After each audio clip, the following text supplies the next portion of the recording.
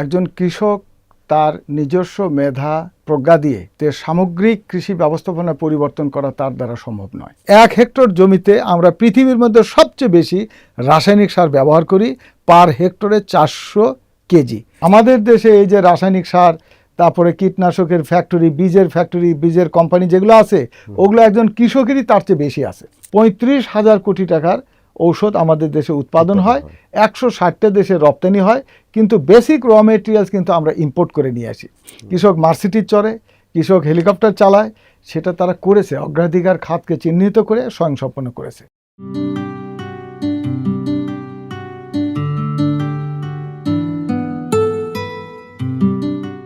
অর্থনীতির মেরুদণ্ড কৃষি। দৈনন্দিন খাদ্য চাহিদা পূরণ থেকে শুরু করে রপ্তানি পর্যন্ত প্রায় সব ক্ষেত্রেই অনস্বীকার্য অবদান রেখে চলেছে এ খাত। আর এই কৃষির অগ্রযাত্রায় এখন বড় ধরনের অবদান রাখছে দেশের বেসরকারি খাতের প্রতিষ্ঠানগুলো। বেসরকারি এসব প্রতিষ্ঠানকে এগিয়ে নেওয়ার ক্ষেত্রে সরকার এবং বিভিন্ন নিয়ন্ত্রক সংস্থার নীতি সহায়তার বিষয়টিও বেশ গুরুত্বপূর্ণ। এর সঙ্গে রয়েছে নানা আর্থসামাজিক ও ব্যবসায়িক চ্যালেঞ্জও। এসবকে সঙ্গে করেই এগিয়ে চলছে দেশের কৃষি খাতের বেসরকারি কোম্পানিগুলো। আপনাদের স্বাগত জানাচ্ছি বণিক বার্তার নিয়মিত আয়োজন অন্তর্দৃষ্টির আজকের পর্বে। আজ আমরা কথা বলবো দেশের কৃষি খাত নিয়ে। আমাদের সঙ্গে আছেন ন্যাশনাল এগ্রিকেয়ারের চেয়ারম্যান ও ব্যবস্থাপনা পরিচালক কৃষিবিদ KSM মোস্তাফিজুর রহমান। বেসরকারি খাতের একজন উদ্যোক্তা হিসেবে দেশের অ্যাগ্রো বিজনেস খাতের হাল হকিকত নিয়ে তিনি কথা বলবেন আমাদের সঙ্গে। বণিক বার্তার অন্তর্দৃষ্টিতে আপনাকে স্বাগত জানাচ্ছি। আপনাকে ধন্যবাদ, সেই সঙ্গে দর্শক শ্রোতা যারা শুনছেন তাদেরকে স্বাগতম। শুরুতেই আমরা জানতে চাইব, আপনি এই কৃষি ইনপুট ব্যবসায় কিভাবে আসলেন? আপনার যাত্রার একেবারে শুরুর গল্পটা যদি আমাদেরকে বলতেন। ধন্যবাদ। যদি শুরু থেকে বলতে হয় তাহলে আমার শিক্ষা জীবনের পর থেকেই শুরু করতে হয়। আমি বগুড়ার ছেলে। বগুড়ার স্কুল এবং কলেজ, সরকারি আজিল হক কলেজ থেকে ইন্টারমিডিয়েট করার পরে আমি শেরেবাংলা কৃষি বিশ্ববিদ্যালয়ে ভর্তি হই।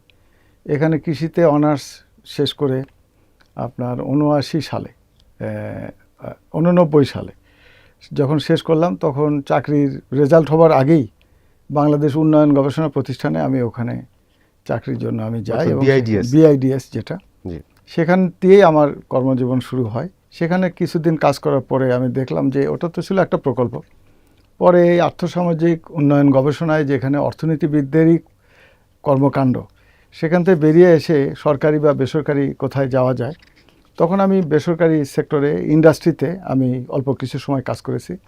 এই সময়ের মধ্যে আমি আবার ব্যবসা প্রশাসনে একটা বড় ভালো বিশ্ববিদ্যালয় থেকে মাস্টার ডিগ্রি করার পরে আমি তখন দেখলাম যে আমাদের দেশের এই কৃষকের যে আপনার যে সমস্ত উৎপাদনের প্রয়োজনে, যে সমস্ত উপকরণের প্রয়োজন হয়, সেখানে একটা বিস্তর গ্যাপ রয়ে গেছে, যেগুলো আমাদের কৃষকের পাশে দাঁড়ালে এখানে একদিকে যেমন বাণিজ্যিকভাবে এই গ্যাপটা পূরণ করে গ্যাপ মার্কেটে আমার সহজেই আমার কোম্পানিকে একটা গ্রোথ মার্কেটে নিয়ে যাওয়া সম্ভব।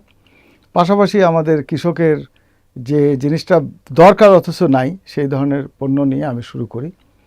তো সেটা ছিল আমার খুবই ভালো একটা উদ্যোগ, যেহেতু আমার কৃষকের চাহিদা সম্বন্ধে জানার সুযোগ ছিল এবং মার্কেটিং ব্যবস্থাপনা সম্পর্কে আমার প্রাতিষ্ঠানিক এবং প্রায়োগিক জ্ঞান ছিল। সেগুলোকে কাজে লাগায় খুব দ্রুততর সময়ে আমি এগ্রি ইনপুটস দিয়ে আমি ব্যবসা শুরু করলাম।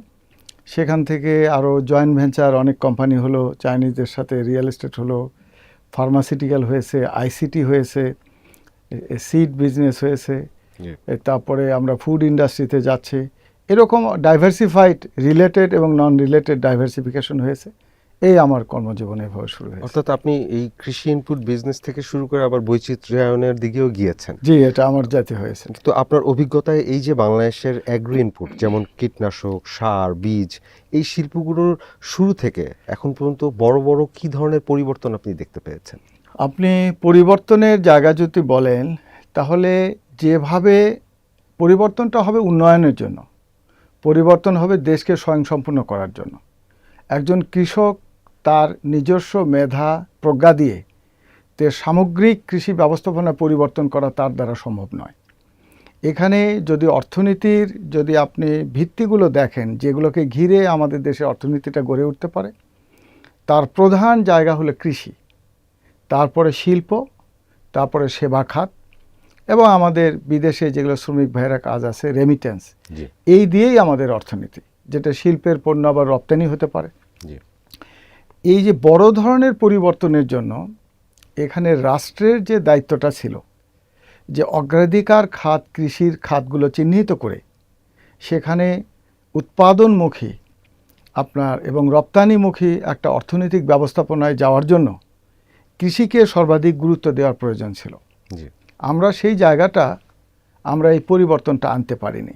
কিভাবে পারি নাই? ধরেন কৃষকের উৎপাদিত পণ্য তার মূল্য কি হবে, তার উৎপাদন খরচ কি হবে, সেটা নির্ভর করে তার উপকরণগুলো সে কি দামে কেনে এবং যে বাজারে যাচ্ছে সে বাজার ব্যবস্থাপনায় মধ্যস্বত্বভোগী এখানে তার ইনভলভমেন্টটা কী এবং তার উৎপাদিত পণ্যর যে ডাইভার্সিফাইড মার্কেট, ধরুন লোকাল কনজামশন যেটা সেটা, এবং হলো শিল্পে যেতে পারে, আবার বিদেশে রপ্তানি হতে পারে।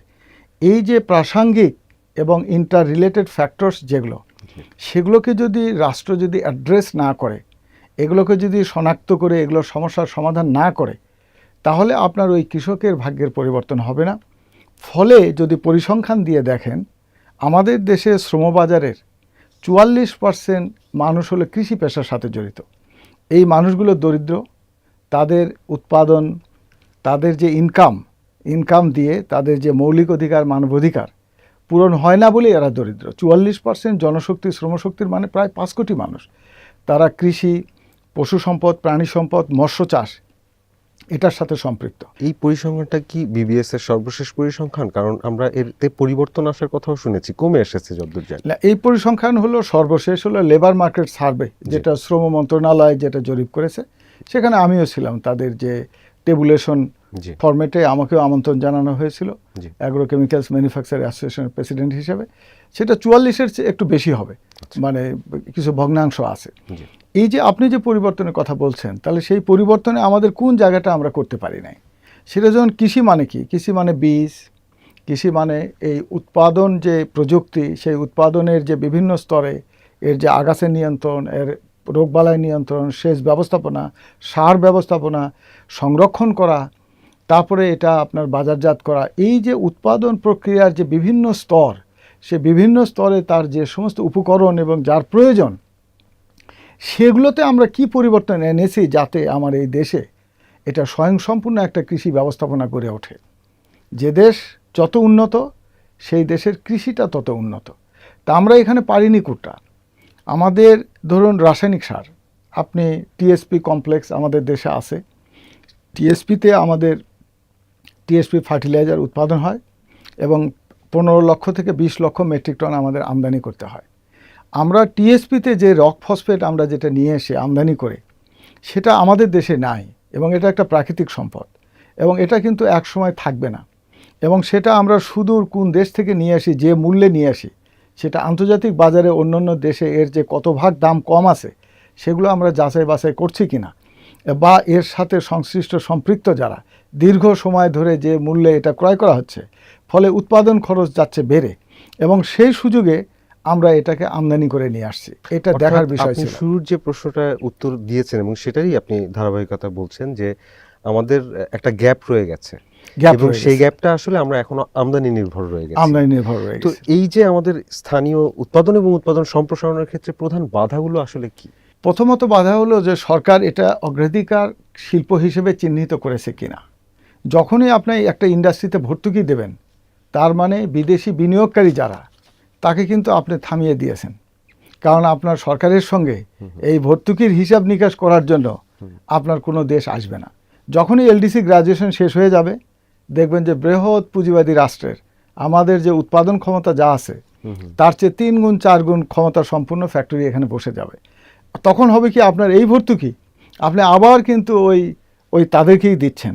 তাহলে এটা দরকার ছিল যেটা স্থানীয় উদ্যোক্তাকে দিয়ে, এখানে সরকারের সংশ্লিষ্টতা না রেখে বেসরকারি খাতকে, যারা এই প্রযুক্তি জানে বোঝে, তাদেরকে নিয়ে এসে এখানে আমাদের এখানে প্রোডাকশন, লোকাল ইন্ডাস্ট্রি ডেভেলপমেন্টের জন্য সরকারের সুদূর প্রসারী ভর্তুকি যদি দিতে হয়, তাহলে আমার স্থানীয় শিল্প উদ্যোক্তাকেই আমি দেব, এবং ফলে এটা একটা স্বয়ংসম্পূর্ণ ইন্ডাস্ট্রি গড়ে উঠত। অথবা আপনার আরও যেগুলো প্রযুক্তি আছে, উন্নত প্রযুক্তি, আপনার উন্নয়ন মানে হলো গবেষণা, উন্নয়নের পূর্বশর্ত গবেষণা। আপনি ধান গবেষণা, পাট গবেষণা, বিভিন্ন জাত উদ্ভাবন করছেন, কিন্তু মাটিতে যে আমাদের রাসায়নিক সার এই 54 বছরে যে জমাট বেঁধে গেছে, এই সারকে যে অ্যাভেলেবল ফর্মে নিয়ে আসার জন্য যে উন্নত প্রযুক্তি আবিষ্কার হয়েছে, আমাদের দেশে এই সমস্ত গবেষণা প্রতিষ্ঠান আছে, যে সরকারি গবেষণা প্রতিষ্ঠান আছে, কিন্তু সেগুলো কিন্তু গবেষণা হয় নাই। এই যে আমরা 200 বছরের যে উপনিবেশিক শাসনকে কায়েম করার জন্য যে ব্যুরোক্রেটিক সিস্টেম তৈরি হয়েছে, সেই শাসন ব্যবস্থা আপনি এখনো রেখেছেন।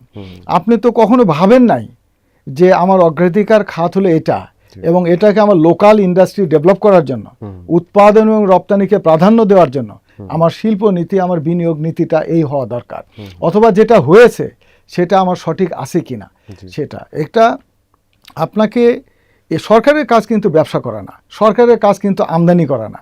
আপনার একটা মন্ত্রণালয় বসেই আছে আমদানি করার জন্য, তিনি এটা ডাকবে যারা বিনিয়োগকারী আছেন, যারা প্রযুক্তি জানে, তাদেরকে ডেকে বসে বিধিমালা নীতিমালা ঠিক করতে হবে।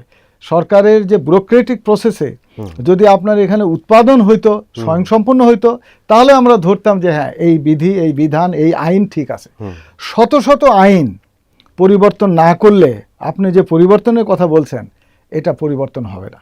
ওই উপনিবেশিকটা চলে যাবে, কিন্তু আপনার ওই অন্য দেশের শক্তি, ওই অন্য দেশের লোক, তারাই বেনিফিটেড হবে, আমাদের লোকাল ইন্ডাস্ট্রি গড়ে উঠবে না। তার প্রমাণ হলো আমাদের $100 বিলিয়ন আমরা ইম্পোর্ট করি, তার অর্ধেক হলে আমরা এক্সপোর্ট করি। 54 বছরে একটা দেশ এই জায়গায় থাকবে কেন? আপনার কৃষি হলো আপনার রূপান্তরের, অর্থনৈতিক রূপান্তরের প্রধানতম স্তর। আপনি সেটাকে অবজ্ঞা করে আপনি অর্থনীতিকে সাজাবেন, এটা হয় না। আর একটা উদাহরণ দেয়, ধরেন United state of America or colonial টাইমে, এবং তারপরেও ওদের কিন্তু 95% ছিল কৃষক। তারা ওই যে তুলা, তারপরে বিভিন্ন রকমের এই যে ভুট্টা, এগুলোর চাষ করতো। এখন ইউনাইটেড স্টেট অফ আমেরিকায় যান, ওদের ধনিক শ্রেণী হলো কৃষক। আমাদের দেশে এই যে রাসায়নিক সার, তারপরে কীটনাশকের ফ্যাক্টরি, বীজের ফ্যাক্টরি, বীজের কোম্পানি যেগুলো আছে, ওগুলো একজন কৃষকেরই তার চেয়ে বেশি আছে। কৃষক মার্সিডিজ চড়ে, কৃষক হেলিকপ্টার চালায়, সেটা তারা করেছে, অগ্রাধিকার খাতকে চিহ্নিত করে স্বয়ংসম্পন্ন করেছে। আপনার এই জায়গাগুলো, আপনি ধরুন সরকারের একজন কর্মকর্তা, তার কিন্তু তার একটা লাইন আইন এবং বিধির বাহিরে বলার সুযোগ নাই। আমাদের আইন যখন প্রণয়ন হচ্ছে, তখন ধরেন সেই আইন করতেছে কারা? আপনি কেরানিকে দিয়ে আইন করে আপনি ওই আইন, ওই বিধিমালা, ওগুলো আপনি নিয়ে মন্ত্রণালয় থেকে, তারপরে আপনার ক্যাবিনেট হয়ে, তারপরে সংসদে যে পাশ হয়ে সেই আইন দিয়ে আপনার দেশের ভাগ্যের পরিবর্তন করবেন, সেটা হবে না। এখানে আপনাকে পরিবর্তন করতে হলে আগে আপনি সবার আগে চিহ্নিত করবেন আপনি কোনটাকে ঠিক করতে চান। সেটা ঠিক করার জন্য ওর সাথে বোদ্ধা লোক যারা আছে, পলিটিশিয়ানও রাখতে হবে, অর্থনীতিবিদ থাকবে, শিক্ষাবিদ থাকবে, ব্যবসায়ী নেতা থাকবে, থেকে চুলচিরা বিশ্লেষণ করে যখন আপনি একটা একটা করে দেশের স্বার্থে যখন আপনি ঠিক করবেন, তখন একটা স্বয়ংসম্পূর্ণ দেশ হবে। এই যে স্বয়ংসম্পূর্ণতা না থাকা এবং আমদানি নির্ভরতা, সেটার কারণে তো আমাদের কৃষির উৎপাদন ব্যয় বেড়েই চলেছে। তো এইটা আসলে, এইটা রোধের ক্ষেত্রে আসলে কি সুনির্দিষ্ট পদক্ষেপ নেওয়া প্রয়োজন? আপনার প্রথমত, আপনাকে কৃষি মানে হলো আপনার গ্রামীণ জনশক্তি। সেই গ্রামীণ জনশক্তিকে যদি আপনি তার অর্থনৈতিকভাবে যদি মুক্ত করতে চান, তাহলে কৃষিটাকে আপনার এটা ইনফর্মাল ইন্ডাস্ট্রি, ইনফর্মাল সেক্টর, কিন্তু কৃষিভিত্তিক শিল্প, কৃষকের উৎপাদিত পণ্য দ্বারা শিল্প চলতে পারে এরকম শিল্প, এবং কৃষকের উৎপাদনে যে সমস্ত উপকরণের প্রয়োজন হয়, সেই সমস্ত উপকরণ এখানে বানাতে হবে। তাহলে তার উৎপাদন খরচ কম হবে, লোকাল ইন্ডাস্ট্রি গড়ে উঠবে, কর্মসুযোগ সৃষ্টি হবে। আপনার রাস্তাঘাটে আপনি যে দেখতেছেন এত ভিক্ষুক, এত সাধারণ মানুষ, এত হতদরিদ্র, একজন রিক্সাওয়ালা তার রিক্সাতে একটা ব্যাটারি লাগায় সে তার জীবনের স্বপ্ন পূরণের স্বপ্ন দেখছে। এই যে আপনি যদি এগুলো একটা একটা করে ঠিক না করেন, আপনি কৃষি ঠিক না করে আপনি শিল্পতে, পোশাক শিল্পে চলে গেছেন, 66% পোশাক শিল্পের লোকেরা, গার্মেন্টসের মালিকরা, আপনার ব্যবসায়ীর নেতারা চলে গেছে সংসদে। তাহলে এই যে মিসম্যাচ, এটাকে আপনি ঠিক করতে গেলে তো আপনাকে সব জায়গায় একটা একটা ঠিক করতে হবে। মানে আপনি বলতে যাচ্ছেন যে ওই 66% কৃষি খাতের ব্যবসায়ীরা হওয়া উচিত ছিল না, সেখানে ব্যবসায় কৃষি খাতের না, এখানে যখন আপনি ইন্ডাস্ট্রি গড়ে তুলবেন, এটাকেই যখন লাভজনক নিরাপদ করবেন, তখন কিন্তু ব্যবসায়ী শিল্পপতির কিন্তু সংসদে যাওয়ার প্রয়োজন হবে না। তখন তিনি এখানেই মনোনিবেশ করবেন। আপনি যেহেতু ইন্টার রিলেটেড ফ্যাক্টরসগুলোকে কমপ্লেক্স করেছেন, তখন আপনাকে তার নিরাপত্তার জন্য, তার সেফটির জন্য তখন সে পলিটিশিয়ানদের পিছনে যাচ্ছে। আমার কথা বিক্ষিপ্ত হচ্ছে, কিন্তু এগুলো যেহেতু অনেক ভেতরে পুঞ্জীবিত, ফলে এটা এইভাবে আসছে। যদি সারসংক্ষেপ করি, আপনি কৃষিকে ঠিক করতে হবে, তারপরে শিল্পের বৈচিত্র্য নিয়ে আসতে হবে, তারপরে সার্ভিস সেক্টর তো অবশ্যই বড় হবে। যদি সার্ভিস সেক্টরে আপনার ব্যাংক, বিমা, রাস্তাঘাটে ছোটোখাটো দোকানপাট এগুলো হবে, চলতে থাকবে। যদি এগুলো ঠিক না করেন, তাহলে দেখেন মানুষ তার খাদ্যের প্রয়োজনে, তার জীবিকার প্রয়োজনে আপনার গ্রাম থেকে মানুষ শহরে চলে আসছে, এবং দেখুন কত রকমের অপকর্মের সঙ্গে মানুষ জড়ে যাচ্ছে। রাজনৈতিক নেতাদের পেছনে সারাদিন ঘুরছে। আপনি যদি ইন্ডাস্ট্রি করেন, সে সময় পাবে কখন? তার কর্মসুযোগ সৃষ্টি করতে হবে। সেই জিনিসটা আমরা করতে পারিনি। পাশ্চাত্যে যেটা গেছে, তারা ধরুন বেসরকারি খাত দিয়েই তারা কিন্তু অর্থনীতিটা সাজাইছে। আর আমাদের এখানে মিক্সড ইকোনমিক ব্যবস্থাপনা, অর্থনৈতিক ব্যবস্থাপনা। সেখানে সরকার কিছু করবে, বেসরকারি কিছু করবে। অহেতুক ধরেন ঔষধ শিল্প ভালো করতেছে, অহেতুক আপনি করছেন কি এসেনশিয়াল ড্রাগ নামে একটা কোম্পানি করে আপনি দেখাইতেছেন এটার দাম তো হলো আপনার 4 পয়সা, আপনি বেচতেছেন 20 পয়সা। আপনি যদি পুঁজিবাদী বিশ্বাস করেন, মার্কেট ইকোনমি বিশ্বাস করেন, তাহলে তো আপনি ইন্ডাস্ট্রিকে প্রফিট করার সুযোগ দিতে হবে। সে প্রফিট করবে, সে আবার বিনিয়োগ করবে, টাকাটা যেন পাচার হয়ে না যায়, আপনি সেই ব্যবস্থাপনা করেন। এবং প্রফিট মার্জিন যেন অস্বাভাবিক না হয়। প্রফিট মার্জিন না, যদি প্রাইভেটাইজেশনে বিলিভ করেন, আপনার প্রফিট মার্জিন যদি বেশি হয়, তো রাষ্ট্রকে হিসাবটা দিতে হবে সে কত প্রফিট করেছে, এবং সেই প্রফিটের যে যত অংশ ট্যাক্স দেওয়ার কথা সেটা যদি নিশ্চিত হয়, আর রাষ্ট্র ওখান থেকেই তার কল্যাণমুখী কাজের দিকে নিয়ে যাবে। আপনি নানান সময় বলেছেন, আমরা আপনার লেখায়ও পড়েছি, আপনি কৃষি কমিশন গঠনের প্রস্তাব দিয়ে আসছেন অনেকদিন যাবত। এই কমিশন যদি গঠন হয়, এই কমিশনের মৌলিক 3টি কাজ কি হওয়া উচিত বলে আপনি মনে করেন? কমিশনের প্রথম কাজ হলো আপনার আইডেন্টিফাই করা যে আমরা কোন জায়গায় আছি, আমার কৃষিটা কোন জায়গায় আছে। এই কৃষিটাকে আমি আগামী 5 বছরে, ধরুন পঞ্চবার্ষিকী পরিকল্পনা যদি করতে চাই, 5 বছরে আমি এই কৃষিটাকে কোথায় নিয়ে যেতে চাই, সেটা উৎপাদনশীলতার দিক থেকে, শিল্পায়নের দিক থেকে, বাজার ব্যবস্থাপনার দিক থেকে, যেগুলো এটাকে আমরা এই উচ্চতায় নিয়ে যেতে চাই।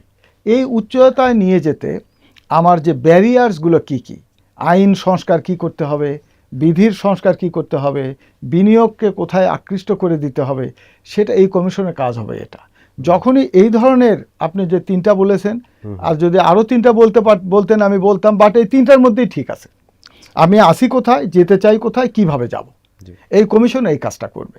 এটা করলে আপনার কৃষি দিয়ে আবার নতুন করে শুরু করতে হবে, যেটা আমরা করি নাই, সেটা আমাদের এখনো করার সুযোগ আছে। অতিরিক্ত কীটনাশক ব্যবহারের কথা বলছিলেন আপনি, এই অতিরিক্ত কীটনাশক ব্যবহারে মাটির ক্ষতি নিয়ে আপনার যে কনসার্ন বা উদ্বেগ, সেগুলো কি? আর আপনার যে প্রতিষ্ঠান ন্যাশনাল এগ্রিকেয়ার, এই প্রতিষ্ঠান টেকসই বা বিকল্প সমাধান দিচ্ছে কি? আপনি যেটা অতিরিক্ত যে কীটনাশকের ব্যবহারের কথা বলছেন, আপনাকে প্রথমেই বলেছি গবেষণা ছাড়া আপনি উন্নয়ন কল্পনা করা যায় না। বাংলাদেশে 1 হেক্টর জমিতে যে পরিমাণ কীটনাশক ব্যবহার হয়, এর চেয়ে 12 গুণ বেশি ব্যবহার হয় হলো আমেরিকায়, ইউনাইটেড স্টেট অফ আমেরিকায়। এর চেয়ে 7 গুণ বেশি হয় জাপানে, এর চেয়ে 8 থেকে 9 গুণ বেশি হয় ফ্রান্সে। তাহলে আমাদের এখানে এত কথা কেন?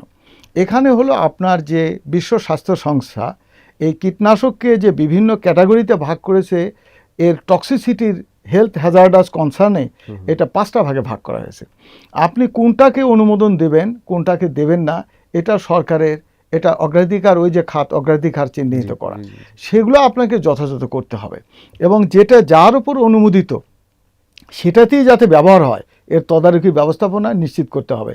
আর আমদানি করা কীটনাশক নিয়ে এসে আপনি এদেশে এর মান নিয়ন্ত্রণ করতে পারবেন না, এর স্বাস্থ্য ঝুঁকি বাড়বে। এই জন্য আপনি যারা উৎপাদনকারী, যারা তার নিজস্ব এর সেফটি, এর যে রিস্ক ফ্যাক্টর, এর যে হেলথ হ্যাজার্ডাস, এর টক্সিসিটি, এর বিষাক্ততা, তার ল্যাবরেটরিতে পরিমাপ করার যন্ত্রপাতি বাধ্যতামূলক করে দিতে হবে।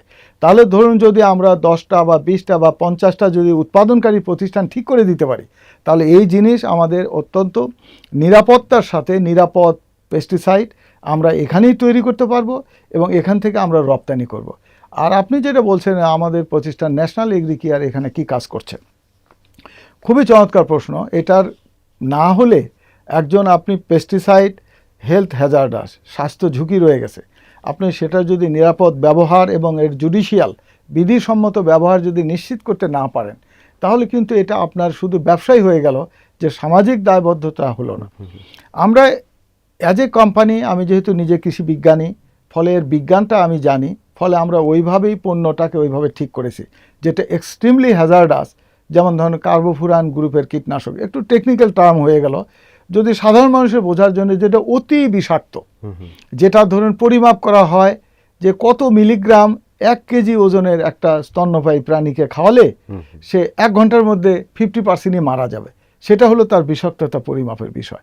যেমন ধরুন কার্বোফুরান, ওর যদি সক্রিয় উপাদান 8 মিলিগ্রাম 1 কেজি ওজনের একটা ইঁদুরকে খাওয়ানো হয়, তাহলে 50% আপনার 1 ঘন্টার মধ্যেই মারা যাবে। তার মানে এটা এক্সট্রিমলি পয়জনাস অ্যান্ড টক্সিক। এই কীটনাশক আমরা ন্যাশনাল এগ্রিকেয়ার আমরা 15 বছর আগে এর যে আমদানি আমরা বন্ধ করে দিয়েছি। আবার আমরা ধরুন কৃষি বিশ্ববিদ্যালয়ে পেস্টিসাইড টক্সিসিটির ওপরে উচ্চতর গবেষণার জন্য পিএইচডিতে আমরা অর্থ বরাদ্দ করি, দীর্ঘ সময় হলো, এবং সেখানে গবেষণা হয় যে কোন পেস্টিসাইডের টক্সিসিটি কেমন, যেগুলো আমরা পাবলিক প্রপার্টি হিসেবে, পাবলিক ইনফরমেশন হিসেবে আমরা অ্যাওয়ারনেসের জন্য এগুলো আমরা রেখে দিয়েছি, আমরা সরকারের কাছে দিচ্ছি। এগুলো এইভাবে আপনাকে এটা করতে হবে। পৃথিবীতে আপনার পরিবেশ যারা সবচেয়ে ক্ষতি করেছে, তারা কিন্তু পরিবেশে তাদের বিনিয়োগটাও বেশি। এইভাবেই আমরা যেহেতু পেস্টিসাইড টক্সিসিটি একটা হ্যাজার্ডাস জিনিস আমরা যেহেতু ডিল করি, অথচ অপরিহার্য, যেটা ছাড়া ফসল সুরক্ষা সম্ভব নয়। পৃথিবীতে এমন কোনো আপনার কৃষি উৎপাদন করে সেখানে পেস্টিসাইড ব্যবহার হয় না, এরকম দেশের নজির আপনি দেখাতে পারবেন না। যেটা আপনাকে আমেরিকা বললাম, যে আমেরিকা পার হেক্টরে আমাদের চেয়ে প্রায় 10-12 গুণ বেশি পেস্টিসাইড ব্যবহার করে, জাপান আমাদের চেয়ে 6-7 গুণ বেশি ব্যবহার করে, কিন্তু তাদের ব্যবহারটা নিরাপদ এবং হলো বিধিসম্মত। আমাদের এই জায়গাতে আমাদের কাজ করতে হবে, যেটা ন্যাশনাল এগ্রিকেয়ার আমরা চেষ্টা করছি করার জন্য। এবং উৎপাদন যদি এখানে না করেন, তাহলে এটার আপনার দীর্ঘমেয়াদী টেকসই হবে না। কৃষি ইনপুট শিল্পের জন্য ব্যাংকিং বা আর্থিক খাতের কোনো বিশেষ সুবিধা বা নীতি পরিবর্তন প্রয়োজন বলে মনে করেন? অবশ্যই প্রয়োজন। আমরা যে WTOর যেদিন স্বাক্ষর করেছি, আমাদের দেশ যে LDC গ্রাজুয়েশন হবে, এটা তো আমরা হঠাৎ করে ঘুম থেকে উঠে দেখতেছি না যে এটা হবে। এটা আমরা সেই আমাদের দেশটা স্বাধীনতার পরে আমরা LDCর মধ্যে ঢুকেছি, এবং আমরা এই ওয়ার্ল্ড ট্রেড অর্গানাইজেশনের স্বাক্ষরকারী দেশ। যখনই স্বাক্ষর করেছেন, তখনই কিন্তু আপনার অনেকগুলো জিনিস আপনি প্রিভিলেজড, আপনি সুবিধাভোগী হতে পারতেন। সেটা কি? নিম্ন সুদে অর্থ নিয়ে আপনি এই কীটনাশক ফ্যাক্টরিগুলো করতে পারতেন, রাসায়নিক সারের ফ্যাক্টরি করতে পারতেন, আপনি বীজের যে মাতৃতান্ত্রিক বীজ আমরা যে অন্য দেশকে রয়্যালটি দিয়ে আমরা যে নিয়ে আসি, এটা তো কৃষক জানে না। আপনি এটা কৃষকের ভাগ্য পরিবর্তন কৃষকের হাতে নাই। আপনি এটা আপনাকে এই জায়গাগুলো আপনি যখন সুনির্দিষ্টভাবে শনাক্ত করে এর ব্যবস্থা নেবেন, তখন এগুলো আপনার ধীরে ধীরে আপনার পক্ষে চলে আসবে। যেমন ধরুন, আপনি এই যে এখন নতুন ধরনের প্রযুক্তি আবিষ্কার হয়েছে, যে micro base organic fertilizer, micro অর্গানিজমকে ফার্মেন্টেশন করে সেটা আপনার মাটিতে দিলে আমাদের যে 54 বছরে যে TSP আমদানি করে যে অন্য দেশেরকে ভর্তুকি দিয়েছেন, এই ভর্তুকির টাকা যে আপনার মাটির মধ্যে একটা সলিড ফর্ম হয়ে গেছে, এটাকে ব্রেকডাউন করার জন্য পাশ্চাত্যের দেশগুলো বহু আগে আপনার এই মাইক্রো অর্গানিজম বেসড ফার্টিলাইজার তৈরি করেছে, যেটা দিলে আপনার TSP আর দিতে হবে না। ওটা দিলে সে ওই ফার্টিলাইজারকেই আপনি অ্যাভেলেবল ফর্মে নিয়ে আসবে। আমরা কিন্তু সুন্দর একটা গবেষণা প্রতিষ্ঠান করেছি, Bangladesh nuclear agriculture research institute. তার কাজই কিন্তু এটা, তার কিন্তু কাজের মধ্যে একটা, সে কিন্তু প্রায় 30 বছর আগে আমি দেখেছি এই জীবাণু ফার্টিলাইজার বানায়া বিভিন্ন জায়গায় ট্রায়াল করেছে। ওই যে সরকারের কাজ তো ব্যবসা না, এটা যদি প্রাইভেট অর্গানাইজেশনকে তিনি উৎপাদনের সঙ্গে এবং তার উদ্ভাবনের সঙ্গে যদি একটা ইন্ডাস্ট্রি একাডেমিয়া করে যদি এটা করত, তাহলে ওর উৎপাদিত ওই মাইক্রো বেস ফার্টিলাইজার 30 বছর আগে আমাদের দেশে ঢুকে যেত। এবং আমাদের দেশে যে রাসায়নিক সার ব্যবহার হয়, আমি দর্শক শ্রোতাকে জানাই, সারা পৃথিবীতে আমাদের দেশে যেমন মানুষের সংখ্যা বেশি, আপনার 1 হেক্টর জমিতে আমরা পৃথিবীর মধ্যে সবচেয়ে বেশি রাসায়নিক সার ব্যবহার করি, পার হেক্টরে 400 কেজি, যেটা আপনার ভারতে এর অর্ধেকেরও কম, চায়না এবং ইউরোপ আমেরিকাতে অনেক কম। তারা যে এই প্রযুক্তির উদ্ভাবন করলো, তারা এই প্রযুক্তির যে অ্যাডাপ্টেশন করলো, তারা প্রয়োগ করলো, তা আমাদের দেশের যারা ব্যুরোক্রেটস, তারা কি এটা জানলো না, বুঝলো না যে এটাকে এখানে সংযোজন করতে হবে? আমার যে প্রশ্নের যে অংশটা ছিল যে পরিবর্তন প্রয়োজন কিনা আপনি মনে করেন কিনা, আপনি বলছিলেন যে প্রয়োজন অবশ্যই, এবং আপনি গুরুত্বপূর্ণ একটি পয়েন্ট বলেছেন যে আমরা তো এলডিসি গ্র্যাজুয়েশন করছি আগামী 3 বছর, যে এই যে শুরু থেকে আমরা স্বল্প সুদে যে একটা ইন্ডাস্ট্রি গড়ে তুলতে পারতাম আর সেটার জন্য এখন মাত্র 3 বছর সময়, এটা এই সময়ের মধ্যে আসলে কিভাবে পারবো এবং কি পদক্ষেপ হতে পারে? আপনি মনে করে দেওয়ার জন্য ধন্যবাদ। আপনার প্রথমত আপনার টেকনোলজির অ্যাসিস্ট্যান্স আপনি নিতে পারতেন এলডিসি হিসেবে, যেটা ধরেন প্যাটেন্ট প্রোডাক্ট আমাদের ফার্মাসিউটিক্যাল আমরা করে ফেলেছি। অ্যাগ্রো এবং ফার্মা একই লাইনে আইনের মধ্যে ঢুকানো আছে। প্রথম শব্দ আছে ঔষধ, দ্বিতীয় শব্দ আছে কৃষি রসায়ন। আপনি ট্রিপসের কথা বলছেন মনে হয়, ট্রিপস এগ্রিমেন্ট। তার মানে হলো যে আপনি কিন্তু প্রিভিলেজড, মানে অগ্রাধিকার পাওয়ার সুযোগ ছিল। সেটা তো প্রযুক্তির ব্যাপার। আপনি যদি প্যাটেন্ট প্রোডাক্ট আপনি যদি এখানে বানানোর যদি অধিকার দেওয়া হয়, আপনি তো অনেক বড় সুবিধা। আজকে এই সুবিধা যদি আপনার আমেরিকান কোনো কোম্পানি যদি বাংলাদেশে আমরা ইনভাইট করে নিয়ে আসতে পারতাম, তিনি তো এখানে বিনিয়োগ করার জন্য বসে আছে, কিন্তু আপনি সেই বিনিয়োগকে আকৃষ্ট করে না দিলে তিনি কেন আসবে? আমরা তাকে আনতে পারি নাই। আপনার এই সুবিধাটা নেওয়ার সুযোগ ছিল, যেটা low cost fund, technology assistance, training, এগুলো কিন্তু আমাদের আইন বিধির মধ্যে আছে। আমরা এটা নিতে পারি নাই। এখন আমাদের এলডিসি গ্রাজুয়েশন তো অপশন না যে আমি নিতেও পারি নাও নিতে পারি। আপনি এতদিন সুবিধা নিয়েছেন, আপনি হলে ফ্রি ট্রেড, তারপরে প্রিভিলেজ ট্রেডের আপনি বেনিফিট নিয়েছেন, গার্মেন্টসের নিয়েছেন। আমরা এগুলো নিতে পারিনি, এগুলো আমাদের ব্যর্থতা। এখানে যদি আপনি বলেন যে আমরা এই সময়ের মধ্যে আমরা কিভাবে এটাকে নিতে পারি, দেখেন অনেক জিনিসের ন্যারেটিভটা সুন্দর মনে হবে যেন দেশের কল্যাণে, মানুষের কল্যাণে, জনতার জন্য করা হয়েছে, কিন্তু ভেতরে যখন যাবেন দেখবেন যে ওটা অন্য রূপ, অন্য অর্থ। আপনি যদি এমনটা ভেবে থাকেন যে আমাদের দেশে অনেক কীটনাশক হয়ে গেছে, এখন নতুন করে আমাদের কীটনাশকের এখন মিটিং সিটিং করার দরকার নেই, করলে আরও কীটনাশক আসবে, আরও ক্ষতি হবে। কিন্তু এর ভেতরে যে প্যাটেন্ট প্রোডাক্টগুলো রয়ে গেছে, সেগুলো যে আপনি মিটিং না করার কারণে এগুলো যে আমাদের অপরচুনিটি হারায় ফেলবো। আপনি কিন্তু ধরেন আমি হলো কৃষি মন্ত্রী, আমি জনগণকে আমি বলতেছি যে দেখো আমাদের কৃষককে বিভ্রান্ত করার দরকার নাই, আমাদের এখানে অলরেডি এতগুলো আছে, আমাদের এগুলো এখন আর দরকার নাই। কিন্তু প্রকারান্তে আপনি যে কি সর্বনাশটা করতেছেন এটা কিন্তু আপনি নিজেও জানেন না। সুতরাং বক্তব্য শুনতে যতই ভালো লাগুক, যতক্ষণ পর্যন্ত আর গভীরে না যাবে, বুঝে করুক না বুঝে না করুক, আমাদের এগুলো দ্রুত মিটিং করে এগুলোকে সার করে দিতে হবে, যাতে অধিক সংখ্যক প্যাটেন্ট প্রোডাক্ট, এতদিন তো দেয়নি, ইচ্ছা করে দেয়নি, মানে আইনকে অবজ্ঞা করে দিয়েছে। এখন আইনের মধ্যেই আছে, এগুলোকে ফোর্স লাইসেন্সিং বলে। আপনি 5 দিনের মধ্যে আপনি লাইসেন্স দিয়ে দিতে হবে যেগুলো প্যাটেন্ট প্রোডাক্ট। আপনি তো 40 সাল পর্যন্ত বহুজাতিক কোম্পানিকে সুযোগ দিয়ে রাখছেন যে 40 সাল পর্যন্ত আপনি এটা মনোপলি করবেন। একটা প্যাটেন্ট প্রোডাক্ট যখন রেজিস্ট্রেশন হবে আমাদের মতো গরিব দেশে, আপনি তো এখানে 20,000 টাকা দিয়ে রেজিস্ট্রেশন করেছেন, এটা হলে 20 লাখ ইউএস ডলার ধরলে তাহলে ওটা জাস্টিফাইড হইতো। যেহেতু আপনি তাকে সুযোগ দিচ্ছেন 40 সাল পর্যন্ত, আপনি রাষ্ট্রের ঘরে দেন, ওই টাকা দিয়ে আপনি কৃষকের কল্যাণে কাজ করেন। বিশ্বজুড়ে এখন কৃষি শিল্পায়নের প্রসার বাড়ছে, তো ন্যাশনাল এগ্রিকেয়ার এক্ষেত্রে আসলে কি ধরনের ভূমিকা রাখছে? বাংলাদেশেও কৃষির প্রসার ঘটছে কথাটা সঠিক না, এখানে হয় নাই। কৃষিতে আমরা যোজন যোজন মাইল পিছনে রয়ে গেছি। ন্যাশনাল এগ্রিকেয়ার যেটা উদ্যোগ নিয়েছে, শুধু আমি একা না, ন্যাশনাল এগ্রিকেয়ারের উদ্যোগে আমরা বাংলাদেশ অ্যাগ্রোকেমিক্যাল ম্যানুফ্যাকচারার অ্যাসোসিয়েশন করেছি, যে অ্যাসোসিয়েশনে 20 জন সদস্য আছে। এই সদস্যগুলো এখানে অ্যাগ্রোকেমিক্যালস এখানে আমরা উৎপাদন করতে চাই। উৎপাদনের 2টা স্তর, একটা হলো যে সক্রিয় উপাদান যেটা বেসিক কেমিক্যালস, যেটা অ্যাক্টিভ ইনগ্রেডিয়েন্ট, সেটা আপনি হয়তো পরে বানাবেন। যেমন ঔষধ শিল্পের ক্ষেত্রে আমরা এখনো বানাতে পারি নাই, কিন্তু ঔষধ শিল্প কিন্তু স্বয়ংসম্পূর্ণ হয়ে গেছে।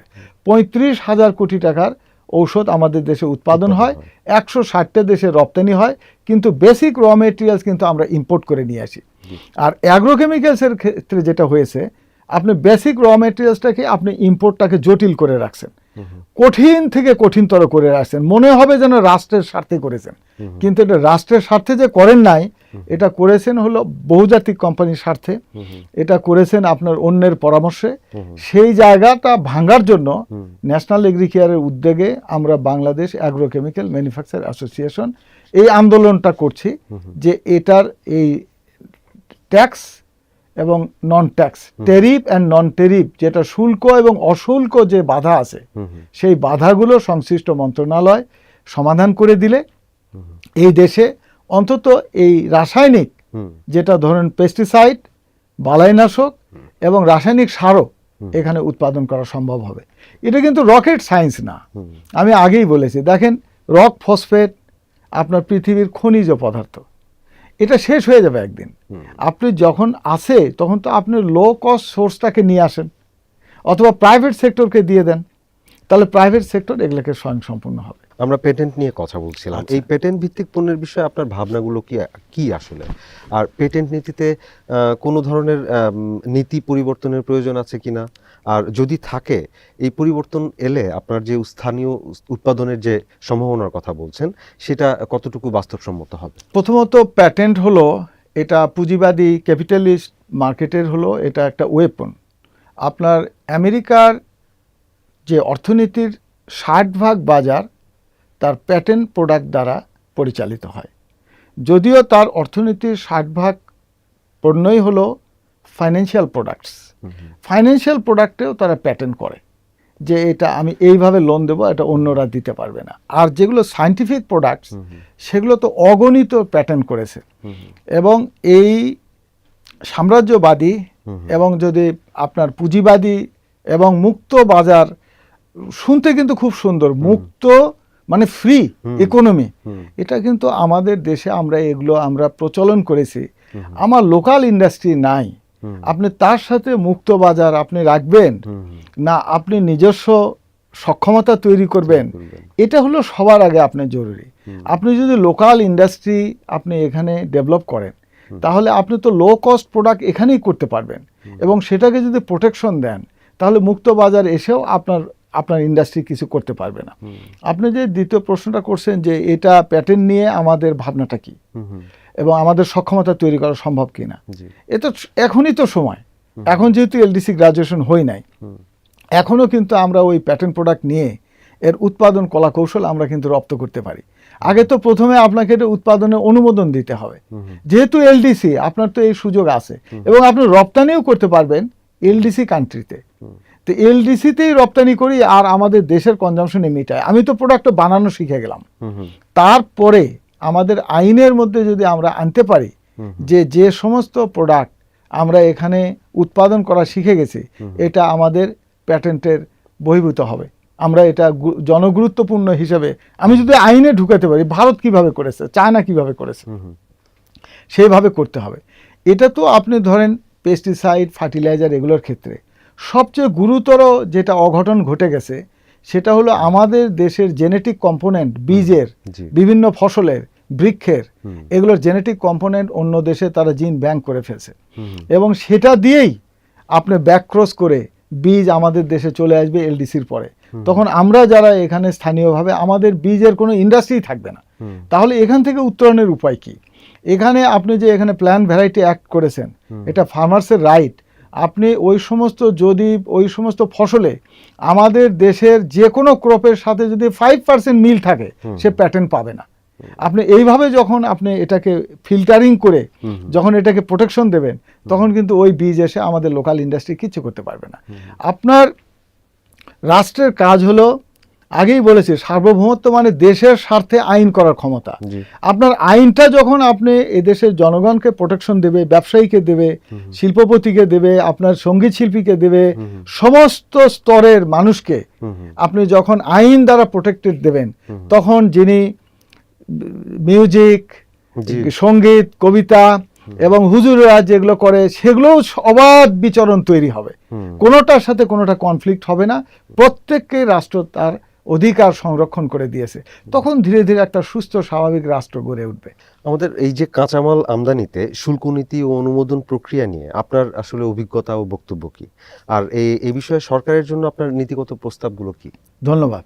প্রথমত, যখন আমাদের দেশের স্বাধীনতার পর থেকে আজকে পর্যন্ত আপনার এগুলো আমদানি নির্ভরই ছিল, ফলে সরকারের যে ইনকামের যে জায়গাটা, সেটা সরকার যে বাজেট করে, সেটা তো ধরেন এনবিআর এর কাছ থেকেই টাকাটা নেয়, আর যেটা শর্ট পড়ে সেটা আভ্যন্তরীণ বহির্বিশ্ব থেকে লোন নেওয়া হয়।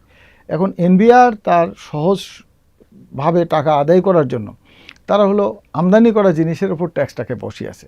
সেটা তার সুবিধার জন্য করেছে, যাতে গভর্নমেন্টের যে প্রেশার, এত টাকা আদায় করতে হবে, রাজস্ব আহরণ বাড়ানো। সরকারের সক্ষমতা কিন্তু হলো অনেক জায়গার মধ্যে নাম্বার 1 হলো যে রাজস্ব আহরণের ক্ষমতা।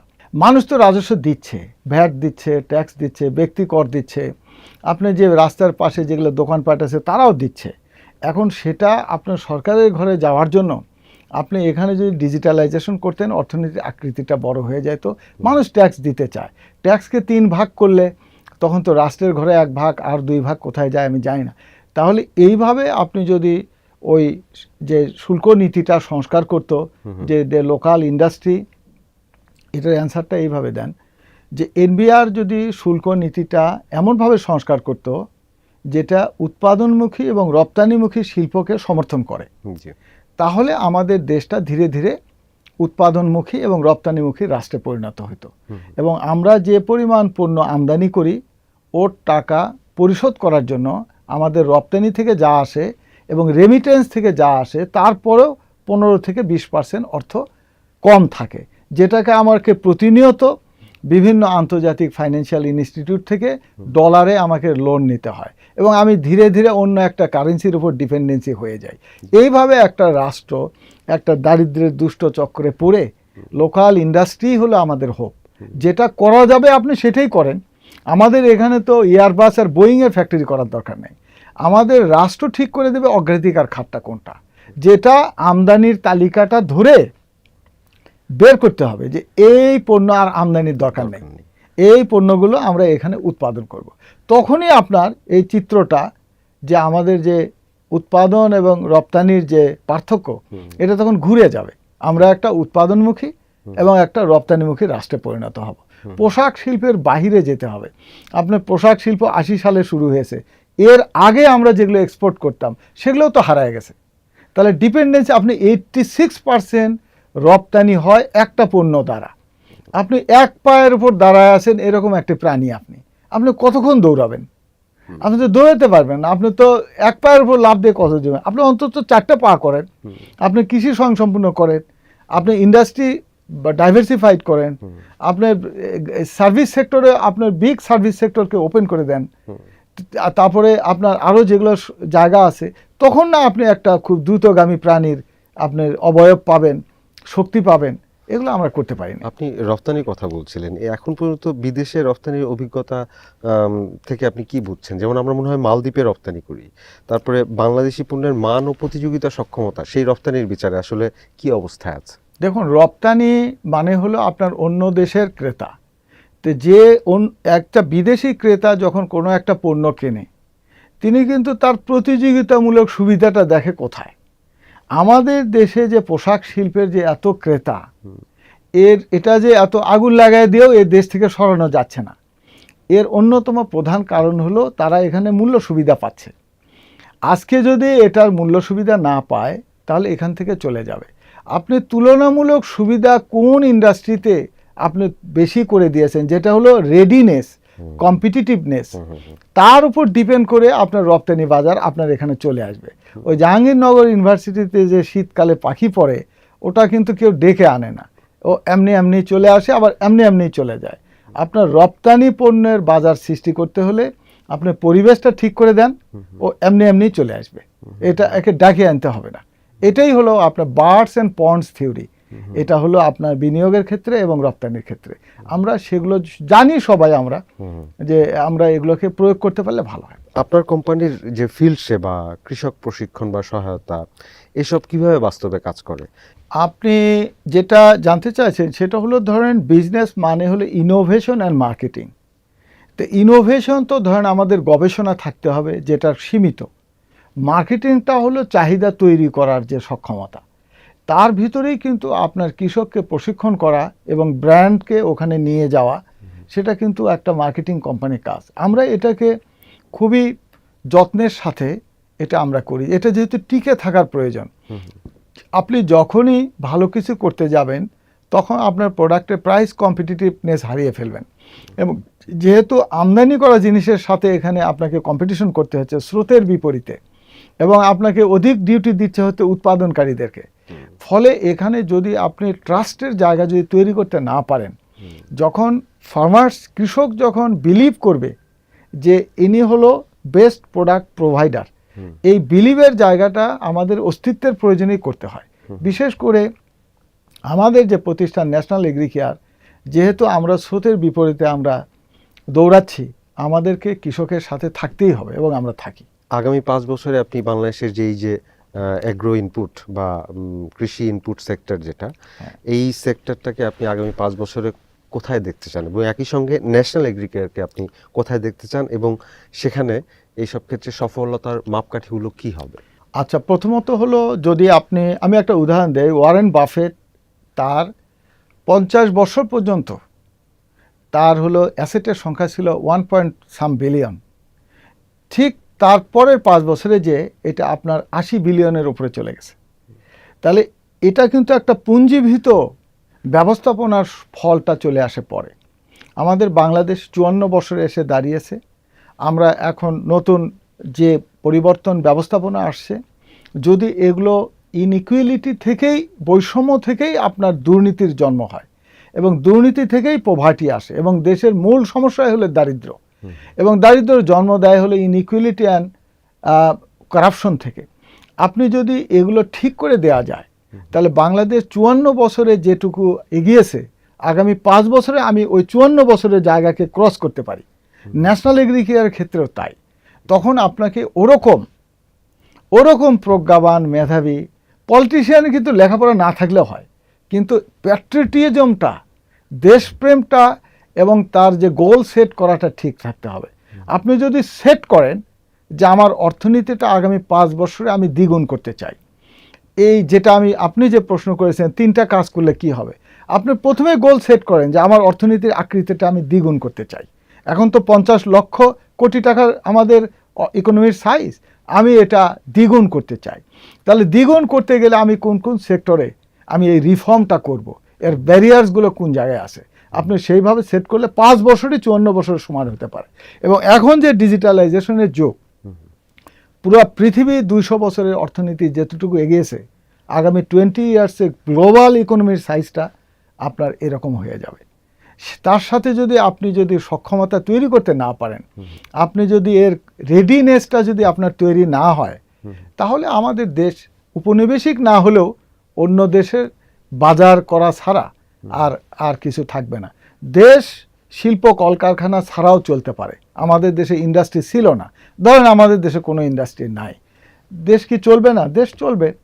আপনার 30% মানুষ রাস্তায় ঘুমাবে, ছিন্ন মানুষ থাকবে, আপনার 10% মানুষ অন্য দেশের কোম্পানির এজেন্সি নিয়ে চালাবে, তারা কিছু লোকজনকে সেলসম্যানের চাকরি দিবে, বড় লোকেরা কিছু দারোয়ানের চাকরি দিবে, কিছু সেবাদাস তৈরি হবে, রাস্তাঘাটে মানুষ পড়বে, সিসকা চুরি হবে, সেইভাবে একটা দেশ চলবে। আর আপনি যদি সত্যিই যদি একটা উন্নত, সমৃদ্ধ, একটা সুন্দর একটা বাংলাদেশ যদি তৈরি করতে চান, তাহলে আপনি 5 বছরের জন্য আপনি গোল সেট করেন, আপনার প্রায়োরিটি জায়গাগুলো ঠিক করেন, করে এখানে উৎপাদনমুখী এবং রপ্তানিমুখী, বিনিয়োগমুখী একটা অর্থনৈতিক ব্যবস্থাপনার নীতিমালা করেন, ঢেলে সাজান। 100টা আইন আগে প্রথমে হাত দেন, যে 100 ল অ্যান্ড বিধি, আইন এবং বিধি আমরা পরিবর্তন করব লোকাল ইন্ডাস্ট্রি করার জন্য। যেটা এখানে উৎপাদন করা যায় সেটা আমদানি করার কোনো প্রয়োজন নাই। আমরা আলোচনার একদম শেষ পর্যায়ে চলে এসেছি। আপনার যদি কিছু বলার থাকে যা আপনি এতক্ষণ বলেন। আমি বলবো যে আমাদের যে দেশের কোনো অতীত নাই, ইতিহাস নাই, যার গৌরবের কোনো গৌরব গাথা নাই, সে বেশি দূর যেতে পারে না। সেটা ব্যক্তির ক্ষেত্রে, প্রতিষ্ঠানের ক্ষেত্রে, রাষ্ট্রের ক্ষেত্রে, রাজনৈতিক দলের ক্ষেত্রে। সুতরাং ইতিহাস ঐতিহ্যকে আমাদের ধরে রেখে আমাদের অর্থনীতিকে সাজানোর জন্য আমাদের সবাইকে ঐক্যবদ্ধভাবে দেশের স্বার্থে কাজ করতে হবে। আমরা এই সুযোগ যদি হারিয়ে ফেলি, তাহলে আমরা একটা দরিদ্র থেকে দরিদ্রতম দেশের দিকে চলে যাব। অর্থনীতি এবং রাজনীতি এটা একটার সাথে একটা স্বয়ংসম্পূর্ণ। পলিটিক্যাল ইনস্টিটিউটগুলো ঠিক করা দরকার, এবং অর্থনৈতিক যে কর্মকাণ্ড এটাকে এমনভাবে সাজানো দরকার যাতে লোকাল ইন্ডাস্ট্রি গড়ে ওঠে, মানুষের কর্মসুযোগ সৃষ্টি হয়, এবং আমাদের দেশটা আমরা যেভাবে ভাবি আমরা সেরকম যেন একটা দেশ আমরা পাইতে পারি। আপনাকে অসংখ্য ধন্যবাদ বনিবার থেকে সময় দেওয়ার জন্য। পাঠক দর্শক, আমরা আজকে কথা বলছিলাম বাংলাদেশের কৃষি খাত নিয়ে। আমাদের এই আয়োজনটি মূলত একটি খাতের সার্বিক বিষয়গুলো উপস্থাপনের জন্যই। আগামীতে নতুন কোনো খাত নিয়ে আলোচনা হবে। সেই পর্যন্ত আপনাদের সবাইকে বিদায় জানাচ্ছি। ধন্যবাদ।